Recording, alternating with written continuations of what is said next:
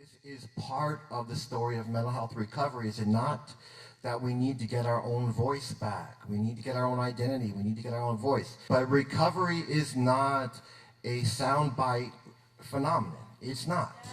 You've got to have the patience, like Dr. Dorman was saying, to stick with it to the very end, because you never know how it's going to turn out.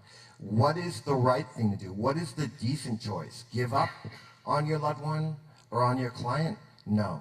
The decent thing to do is to stick with it and not throw in the towel. Not ever. You know, what I like to do is be the elephant in the room. You know, I've been diagnosed with schizophrenia, so what do I have to fear? You know, what else could happen to me? What else could people think about me? When you ask about the brain disease and the doctors being in charge of administering care for the human brain, you know, my attitude is, you know, we are our own best doctors ourselves. We've got to take control within ourselves to navigate and control our own recovery. Otherwise, you're at the whim and you're giving control to people who are no different than you or I, who've got a lot of education that can help in significant ways. But a lot of times it's been proven not to help enough. So my challenge then to all of you and to the panel up here is, where is the other help?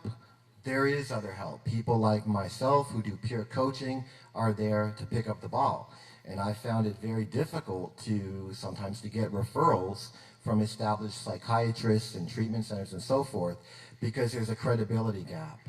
And what do we do about that? Because that is the elephant in the room. Someone with schizophrenia, can they help another individual with schizophrenia? If not, why? Why? If they've gotten better, don't they know the roadmap? Don't they know the experience? Haven't they tasted the suffering? I'm not saying that a professional who hasn't struggled in their own life doesn't know what struggle's about. Everybody in this world does. What I'm saying is, if you want to get to know how to help someone with a mental illness, then devote your life not just to education, but to personal growth. Mental illness is not a sickness, it's a personal growth opportunity.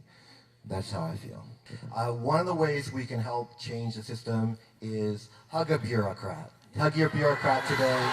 It's all about love, people. I mean, we're all working together for the same cause.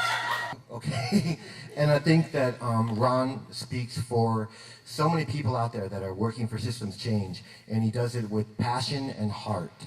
And, you know, sure, there's legitimate anger about the way things are, because they haven't worked well.